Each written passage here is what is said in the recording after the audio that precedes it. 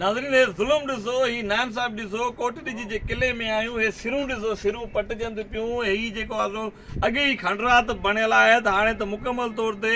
ज़बून हाल थी चुको आहे पर असांजो आर्कियोलॉजी खातो सियाहत ऐं सकाफ़त खातो